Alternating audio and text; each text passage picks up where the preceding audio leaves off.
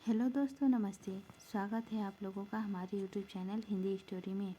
आज हम लोग हमारे हिंदी जगत के प्रसिद्ध लेखक मुंशी प्रेमचंद जी के प्रसिद्ध उपन्यासों में से एक उपन्यास कायाकल्प का अध्याय 50 पढ़ेंगे।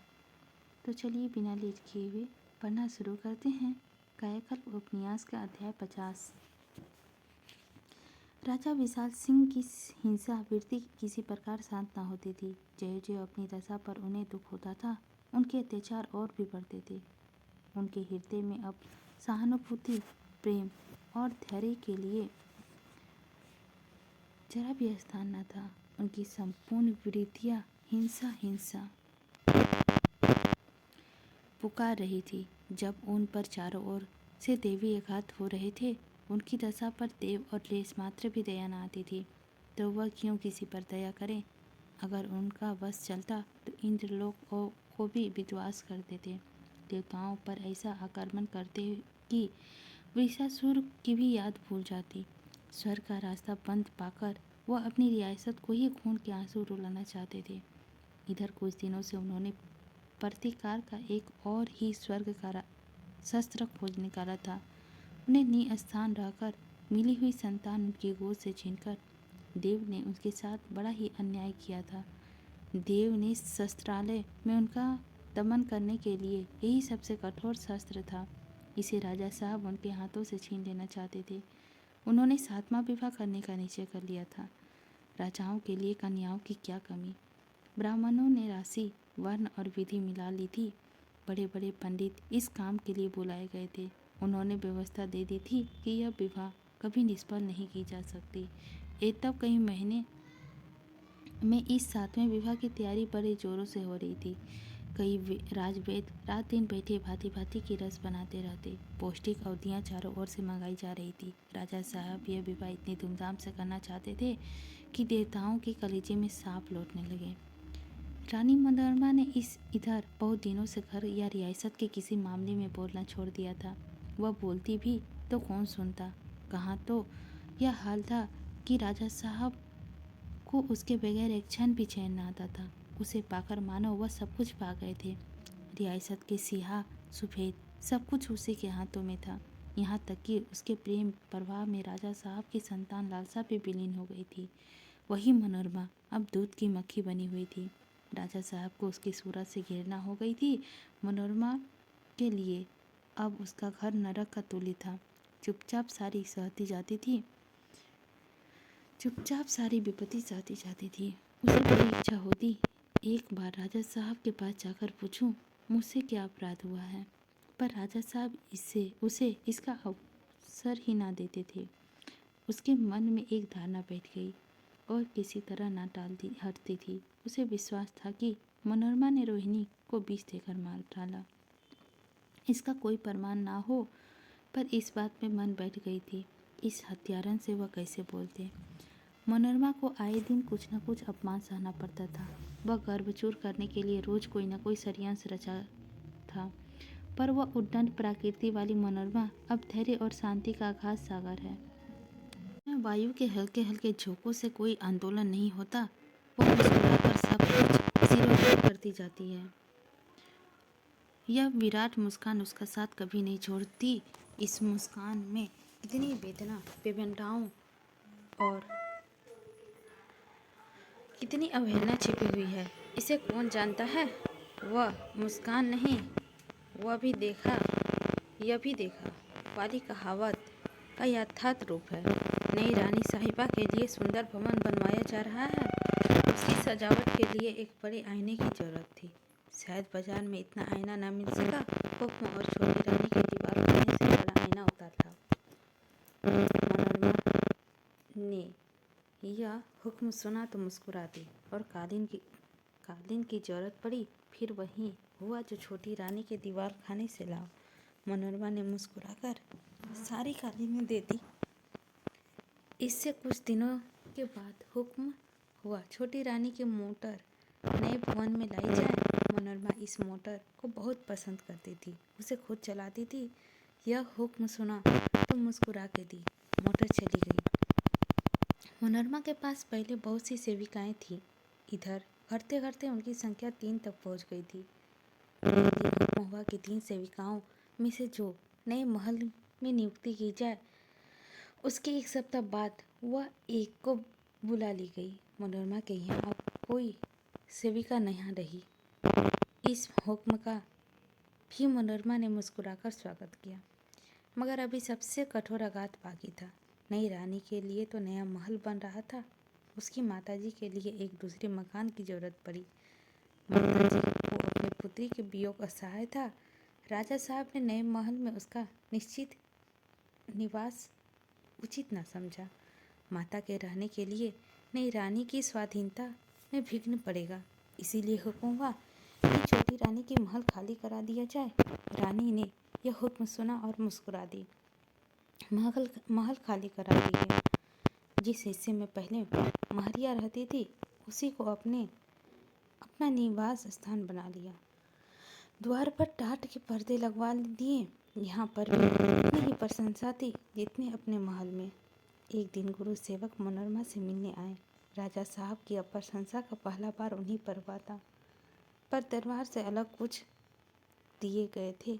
वह अपनी जमींदारी को देखकर कहते थे, अधिकार छीने जाने पर वह अधिकार के शत्रु हो गए थे।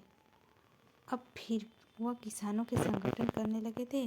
बेकार में विद्रोह विरुद्ध अब उनकी आवाज़ उठने लगी थी।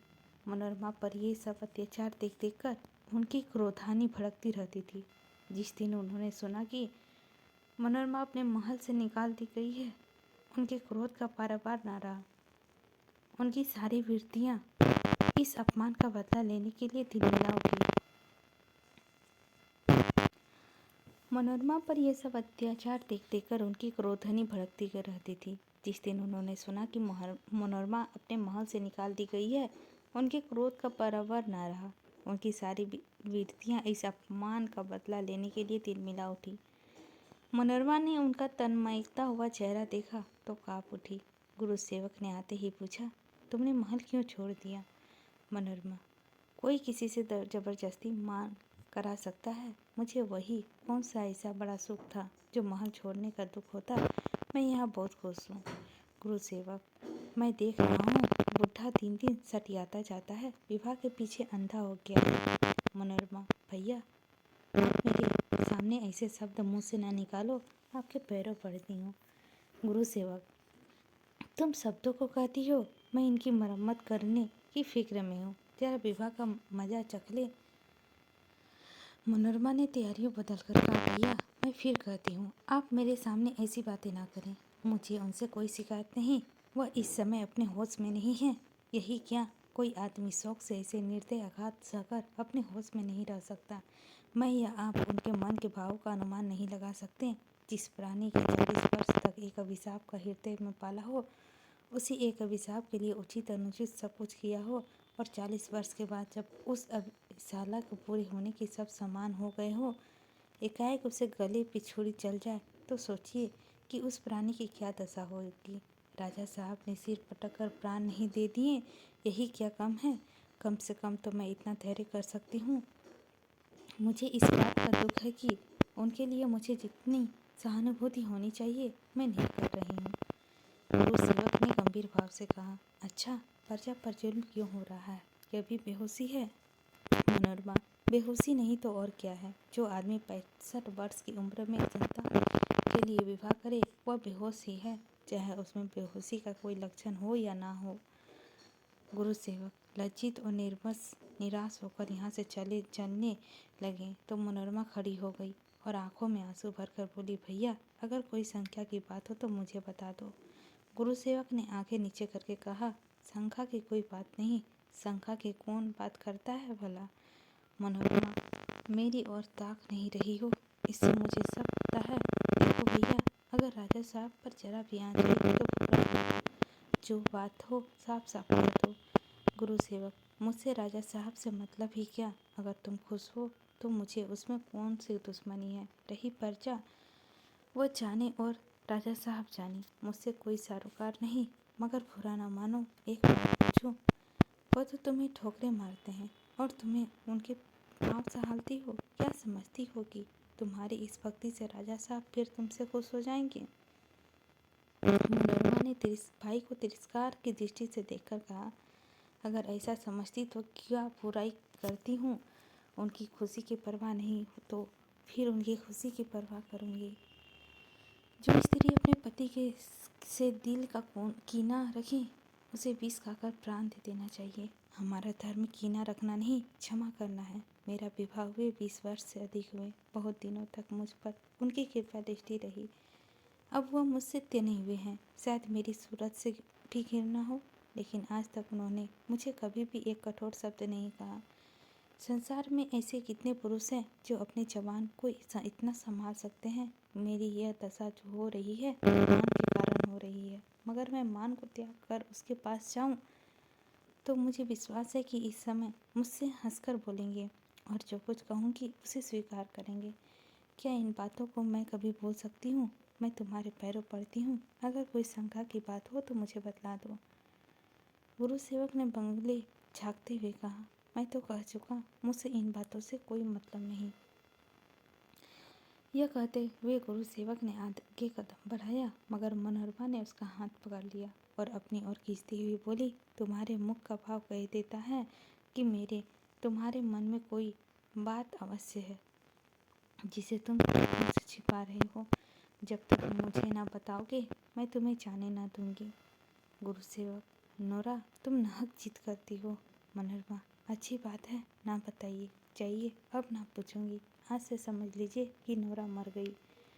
गुरु सेवक ने हार कर कहा, अगर मैं कोई बात अनुमान से बता दूं तो तुम क्या कर लोगी? मनोरमा, अगर रोक सकूंगी तो रो दूंगी। गुरु सेवक, उनको तुम नहीं रोक सकती मनोरमा, और मैं मैं रोक सकती हूँ। मनोरमा कुछ उत्तेजित होकर बोली, कुछ मुँह से कहिए भी तो। गुरु सेवक, प्रजा राजा की अनीति से तंग आ गई है। मनोरमा, यह तो मैं पहले से ही जानती हूँ। भारत भी तो अंग्रेजों की अनीति से तंग आ गया है, फिर इसमें क्या? गुरु सेवक, मैं विश्वासघात नहीं कर सकता। मनोरमा, भैया बतला दीजिए, नहीं तो पछताइएगा। गुरु सेवक, मैं इतना नीच नहीं हूँ। बस इतना ही बता देता हूँ। राजा साहब से कह देना विवाह के दिन सावधान रहे। गुरु सेवक लपक कर बाहर चले गए। मनोरमा संदीप से खड़ी रह गई, मानो हाथ से तोते उड़े गए हों। इस वाक्य के आश्रय उसकी समझ में न आया। हाँ, इतना समझ गई कि बारात के दिन कुछ न कुछ उपद्रव अवश्य होने वाला है। कल ही विवाह का दिन था। सारी तैयारी हो चुकी थी। संध्या हो गई थी। प्रातःकाल बारात यहाँ से चलेगी। ज़्यादा सोचने विचारने का समय नहीं था। इस वक्त राजा साहब को सचेत कर देना चाहिए।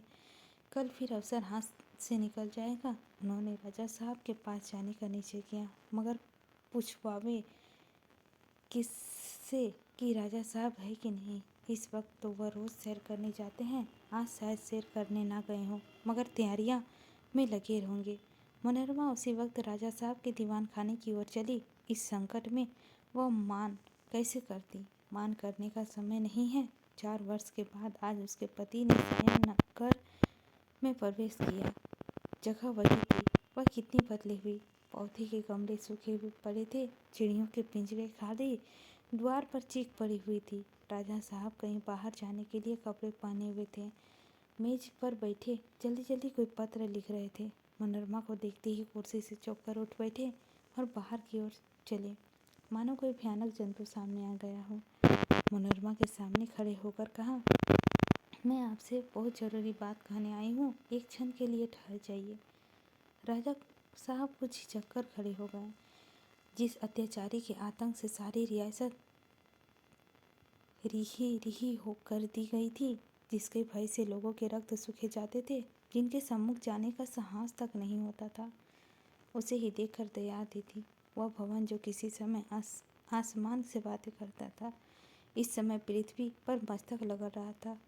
यह निराश की वह सजीव मूर्ति थी, दलित अभिलाषाओं की जीती जागती तस्वीर, पराजय की करुण प्रतिमा, मद्रित अपमान का अंतर्नाद, और वह मोह का उपासक विवाह करने जा रहा था। मनोरमा पर पड़ी हुई तुषार सिर मोक्ष और भावों की संपूर्ण रूप से ग्रस्त हो चुकी थी, जिनकी ठंडी सांसों से दांत तक कर गए थे। वही अपनी झुकी हुई कमर से कांपती हुई टांगों का फरने मंदिर की ओर दौड़ा जा रहा था। वाह रे मुँह की कुटिल गिरिजा। मनोरमा ने आग्रहपूर्ण स्वर से कहा, जरा बैठ जाइए, मैं आपको बहुत समय ना लूँगी। राजा, बोलूँगा नहीं, मुझे फुर्सत नहीं है। जो बात कहनी है वह कह दो, मगर मुझे ज्ञान का उपदेश मत देना। मनोरमा, ज्ञान का उपदेश मैं भला आपको क्या दूंगी, केवल इतना ही कहती हूँ, कल बारात में सावधान रहिएगा। राजा, क्यों? मनोरमा, उपद्रव हो जाने का भय है। बस बस इतना ही कहना है, और कुछ? मनोरमा, बस इतना ही। राजा, तो तुम जाओ, मैं उपद्रवों का परवाह नहीं करता। लुटेरों का भय से उससे होता है जिसके पास सोने की गड्ढी हो। मेरे पास क्या है जिसके लिए डरूं? एकाएक मोनाकृति कठोर हो गई। आंखों में अस्वाभाविक प्रकाश दिखाई दिया। वो डंडा से बोले, मुझे किसी का भय नहीं है। अगर किसी ने चू भी किया तो रियासत में आग लगा दूंगा, खून की नदी बहा दूंगा। विशाल सिंह रियासत का मालिक है, उसका गुलाम नहीं। कौन है कि जो मेरे सामने खड़ा हो सके? मेरी एक तेज निगाह शत्रुओं को पानी का पानी कर देने के लिए काफी है। मनोरमा का हृदय व्याकुल करुणा से व्याकुल हो उठा। इन शब्दों में कितनी मानसिक वेदना भरी हुई थी। वे होश से बातें नहीं, बेहोशी के पार थी। आग्रह करके बोली, फिर भी सावधान रहने की तो कोई बुराई नहीं, मैं आपके साथ रहूंगी। राजा ने मनोरमा को घोर संशय नेत्रों से देखकर कहा, नहीं नहीं, तुम मेरे साथ नहीं आ सकती, किसी तरह नहीं, मैं तुमको खूब जानता हूँ। यह कहते हुए राजा साहब बाहर चले गए। मनोरमा खड़ी सोचती रह गई कि इन बातों का क्या आश्रय है। इन शब्दों में जो शंका है, दुश्चिंता छिपी हुई थी, यदि उनकी गंध भी उसे मिल जाती तो शायद उनका हृदय फट जाता। वो वहीं खड़ी खड़ी चिल्लाकर रो पड़ती। उसने समझा शायद राजा साहब को उसे अपने साथ रखने के लिए वह संकोच में आपत्ति है जो प्रत्येक पुरुष को स्त्रियां की सहायता लेने से होती है। इस वक्त लौट गई, लेकिन वह खर्राटा उसे बराबर लगा हुआ था। आधी रात अधिक बीत गई थी। बाहर बारात की तैयारी हो रही थी। ऐसा शानदार जुलूस निकलने का आयोजन की जा रही थी जैसे इस नगर में कभी न निकला हो। गौरी फौज थी, गौरी फौज थी, रियासत की फौज थी। फौजी बैंड था, कोतल घोड़े, सजी हुई हाथी, फूलों की सवारी हुई सवारी घोड़ियाँ, सुंदर पालकियाँ इतनी जमी कि शाम से खड़ी रात तक उनका तांता ही ना टूटे। बैंड से लेके डबले और निस्त्रिंग तक सभी प्रकार के बाजे थे। सैकड़ों ही विमान सजाए गए थे और फुलवड़ियों में तो गिनती ही नहीं थी। सारी रात द्वार पर चहल पहल रही और सारी रात राजा साहब सजावट के प्रबंध करने में व्यस्त थे। मनोरमा कई बार उनके दीवान खाने में आई और उन्हें वहाँ न देखकर लौट गई। उसके जी में बार बार आता कि बाहर ही चलकर राजा साहब से विनय करूं, लेकिन भय यही था कि वह सबके सामने बकझक ना करने लगे, उसे कुछ ना कह बैठे जो अपने होश में नहीं। उसे किसकी लज्जा, किसका संकोच। आखिर अब इस तरह जी न माना तो वह द्वार पर जाकर खड़ी हो गई। शायद राजा साहब उसे देखकर उसकी तरफ आए, लेकिन उसे देखकर भी राजा साहब उसकी तरफ न आए, बल्कि और दूर निकल गए। सारे शहर में इस जुलूस और इस विवाह का उपहास हो रहा था।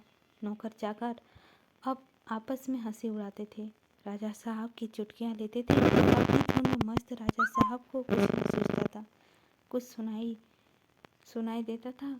सारी रात बीत गई। अब मनोरमा कुछ कहने का अवसर ना मिला।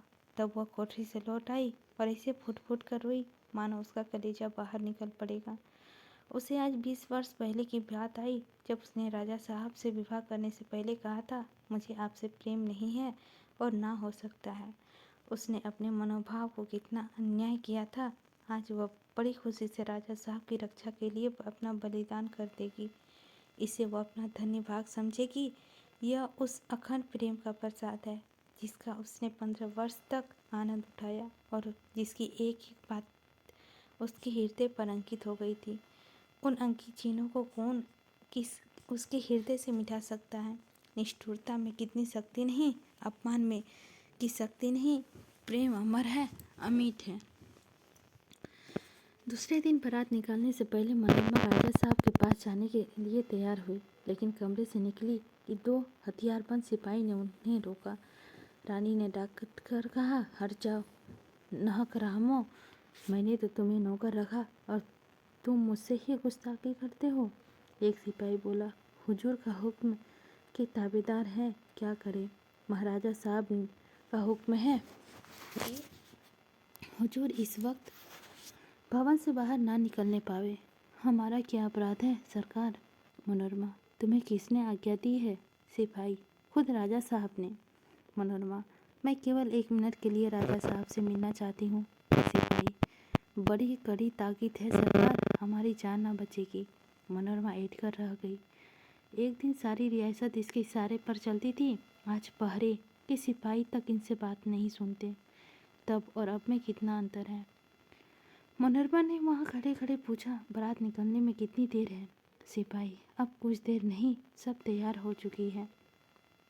मनोरमा, राजा साहब की सवारी के साथ पहरे का कोई विशेष प्रबंध भी किया गया है? सिपाही, हाँ हुजूर, महाराज के साथ 100 गोरे रहेंगे। महाराज की सवारी उन्हीं के बीच में रहेगी। मनोरमा संतुष्ट हो गई, इनकी इच्छा पूरी हुई। राजा साहब सावधान हो गए, किसी बात का खटका नहीं। वह अपने कमरे में लौट गई। 4 बजते बजते बारात निकली। जुलूस की लंबाई 2 मील से कम न थी। भांति भांति के बाजे बज रहे थे, रुपए लुटा रहे थे, पग पग पर फूलों की वर्षा हो रही थी। सारा शहर तमाशा देखने को फटा पड़ता था। इसी समय अहिल्या और संगधर ने नगर में प्रवेश किया और राजभवन की ओर चले, किंतु थोड़ी ही दूर गए थे कि बारात के जुलूस ने रास्ता रोक दिया। जब यह मालूम हुआ कि महाराज विशल सिंह की बारात है, तो संगधर ने मोटर रोक दी और उस पर खड़े होकर अपना रुमाल हिलाते हुए जोर से बोले, सब आदमी रुक जाओ, कोई एक कदम भी आगे ना बढ़े। फौरन महाराज साहब को सूचना दे दो, कुंवर संगधर आ रहे हैं। दम में दम सारी बारातें रुक गई, कुंवर साहब आ गए। यह खबर वायु के झोंके की भांति इस सिरे से उस सिरे दौड़ गई, जो जहाँ थी वहीं खड़ा रह गया। फिर उनके दर्शन के लोग दौड़े दौड़े जमा होने लगे। जुलूस तितिर बितिर हो गया। विशाल सिंह को यह भगदड़ देखी तो समझे कुछ उपद्रव हो गया। गोरे लोग तैयार होने के जाने का हुक्म दे दिया। कुछ अंधेरा हो चला। किसी ने राजा साहब से साफ तो ना कहा कि कुंवर साहब आ गए, बस जिसने सुना झंडी डंडे बल्लम भाले फेंक भाग कर भागा। राजा साहब को घबरा जाना स्वाभाविक ही था। उपद्रव की शंका पहले ही से थी। तुरंत ख्याल हुआ कि उपद्रव हो गया। गोरों ने बंदूक संभालने का हुक्म दिया। उसी क्षण संगधर के सामने आकर राजा साहब को प्रणाम किया। संगधर को देखते ही राजा साहब घोड़े से कूद पड़े और उसे छाती से लगा लिया। आज इस शुभ मुहूर्त में वह अभिलाषा भी पूरी हो गई जिसके नाम से वह रो चुके थे। बार बार कुमार को छाती लगाते थे, पर तृप्ति ही न होती थी। आंखों में आंसू की झंडी लगी हुई थी। जब चित्त शांत हुआ तो बोले, तुम आ गए बेटा, मुझे पर बड़ी की दया की। जगधर को लाए हो ना? संगधर ने कहा, वह तो नहीं आए। राजा, आएंगे, मेरा मन कहता है। मैं तो निराश हो गया था बेटा, तुम्हारी माता भी चली गई, तुम पहले ही चले गए, फिर मैं किसका मुँह देख देख कर जीता। जीवन का कुछ तो आधार चाहिए। अहिल्या तभी से न जाने कहाँ घूम रही है। संगधर, वह तो मेरे साथ है। राजा, अच्छा, वह भी आई है। वाह मेरे ईश्वर, सारे खुशी एक दिन के लिए जमा कर रखी थी, चलो उसे देखकर आंखें ठंडी करो। बारात रुक गई। राजा साहब और संगधर अहिल्या के पास आए। पिता और पुत्री के सम्मिलन बड़े आनंद का दृश्य था। कामनाओं के वे वृक्ष जो मूर्छित हुई निराशा तुषार की भेंट हो चुके थे, आज लहराते हरी भरी पत्तियों से लदे हुए सामने खड़े थे। आंसुओं की वेग शांत हुआ तो राजा साहब बोले, तुम्हें यह बारात देखकर हंसी आई होगी, सभी हंस रहे हैं, लेकिन बेटा यह बारात नहीं है। कैसा बारात और कैसा दूल्हा, यह विस्मित हृदय का कत्तार है। और कुछ नहीं। मन कहता था, जब ईश्वर ने मेरी सुधी नहीं, मुझ पर जब भी जरा भी दया नहीं करते, आकरण ही मुझे सताते हैं, तो मैं उनसे डरूं। जब स्वामिनी को सेवा का फिक्र नहीं, तो सेवा को स्वामिनी का फिक्र ही क्यों होने लगे। मैंने उतना अन्याय किया जितना मुझसे हो सका। धर्म और अधर्म, पाप और पुण्य के विचार दिल से निकाल डालो। आखिर मेरी विजय हुई ना। अहिल्या, लल्लू अपने लिए रानी भी लेता आया है। राजा, सच कहना, यह तो खूब हुई। क्या वह भी साथ है? मोटर के पिछले भाग में बहू बैठी है। अहिल्या ने पुकार कर कहा, बहू, पिताजी के चरणों के दर्शन कर लो। बहू आई। राजा साहब देखकर चकित हो गए। ऐसा अनुपम सौंदर्य उन्होंने किसी चित्र में भी ना देखा था। बहू को गले लगाकर आशीर्वाद दिया और अहिल्या से मुस्कुराकर बोले, संगधर तो बड़ा भाग्यवान मालूम होता है। वह देवकन्या कहाँ से उठा लाया? अहिल्या दक्षिण की एक राजकुमारी है। ऐसा शील स्वभाव है कि देखकर भूख प्यास बंद हो जाता है। आपने सच ही कहा, देवकन्या है। राजा, तो यह मेरी बारात का जुलूस नहीं, संगधर का विवाह का उत्सव है। इसी के साथ हमारा 50 अध्याय भी समाप्त होता है। अगले एपिसोड में हम लोग 51 कवर करेंगे। लेते हैं दोस्तों आप लोगों से विदा। मिलते हैं अगले एपिसोड अध्याय 51 लेके आप लोगों के समक्ष बहुत जल्द।